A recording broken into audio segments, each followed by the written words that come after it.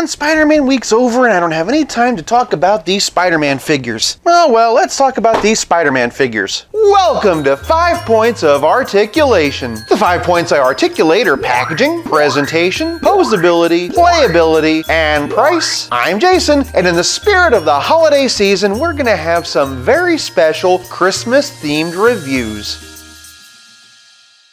Spider-Man week might be over, but there's still more Spidey goodness to enjoy. Today, we're going to kick off the Christmas week with the 1997 Spider-Man Holiday Special by Toybiz. Starting off the packaging, and this thing is beautifully tacky. Spider-Man Holiday Special logo up there, Spidey claws in the corner, Spider-Man and Mary Jane in a holly berry, limited edition seal here. Oh, and while we're down here, is it just me or does that kind of look like the top of the Ghostbusters firehouse? Peter and MJ are framed in a big old candy cane. Exclusive holiday magnet included. Remember the 90s when magnets were all the rage? Here's the top, and here's the back. Oh, sorry, Mary Jane's face is kind of in the glare. Yeah! MJ, what did they do to you? If you want to read what it says, pause here. Also, their apartment buildings are wrapped. Not gonna lie, I kind of feel bad about opening it. I'm gonna do the trick to see if I can't maybe preserve it. Slow and steady wins the race. Alright.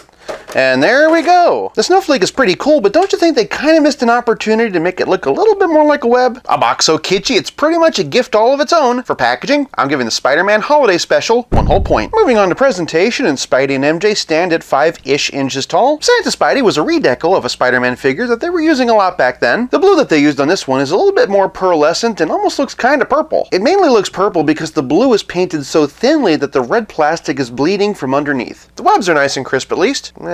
Naturally, he has a Santa hat, which has been glued in place. He also has a belt. The strap part is fabric, but the buckle is plastic. I honestly might glue it down just to keep it from jabbing out so much. He also has some Santa boots, which are pretty much just socks. Tugging them down, and you can see the web pattern underneath. It's an interesting choice. We'll talk about it more in the next category, but it definitely gets in the way of articulation, and the bagginess does get in the way of him standing. Honestly, it would have made more sense just to paint his boots black and add the fur trim onto it separately. And certainly that would have been cheaper. After all, that's how they did it with Mary Jane. And speaking of Mary Jane, she's a redeco of the original Mary Jane that they released from the Famous Couples 2-pack. Here, she's been redesigned to look like a Radio City Rockette. Incidentally, that Mary Jane was just a redeco of the Invisible Woman from the Fantastic Four. Just like Peter, she's been given a Santa hat, definitely a lot sloppier than Peter's. She's also been given some fur trim around her dress, and also this belt and skirt piece, which velcros in the back.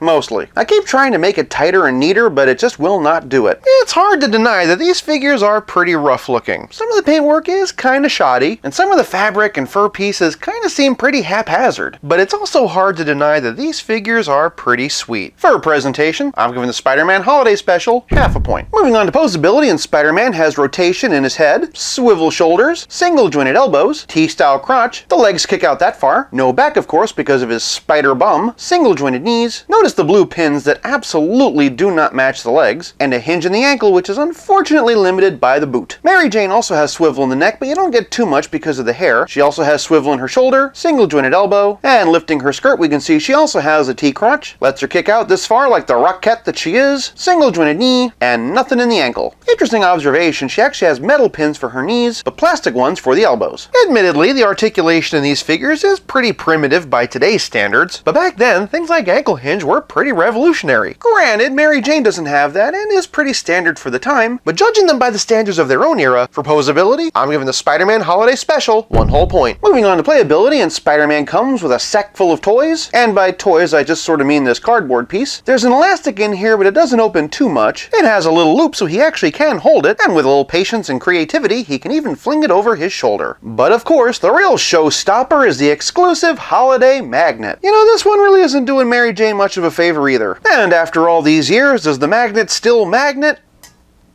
Yep, but playability is more than just bags and magnets, it's also about how well your figure plays with others. In the spirit of Spider-Man No Way Home, here they are with Dr. Strange and J. Jonah Jameson. For some Spider-Man No Way Home villains, here they are with the Green Goblin, Dr. Octopus, and Sandman. For some more No Way Home villains, here they are with the Lizard and Electro. Here they are with Peter Parker. Here they are with the original Famous Couples 2-pack. Here they are with a few other 5-inch versions of Spidey. For a relative scale comparison, here they are with Pizza Spidey and the Spectacular Spider-Man. And of course, here they are with Stealth Iron Man. Personally, I see see these less like toys and more like articulated Christmas decorations. The fact that they can not only function as action figures, but can also mix and match with the rest of your collection is really just a bonus. For playability, I'm giving the Spider-Man Holiday Special 1 whole point. This leaves us with nothing left to discuss but the price. On eBay, the Spider-Man Holiday Special averages between $15 and $25. I found this one for just $10 at my local comic book shop. Definitely worth it for me, and hopefully this video's helped you figure out if it's worth it for you. For price, I'm giving the Spider-Man Holiday Special 1 whole point for a grand total of 4.5 out of 5. For a look at a couple of the Spider-Man Week videos, click here, and stay tuned for more Christmas-themed videos throughout the season. I'll be back again real soon, but until then, happy holidays and have fun!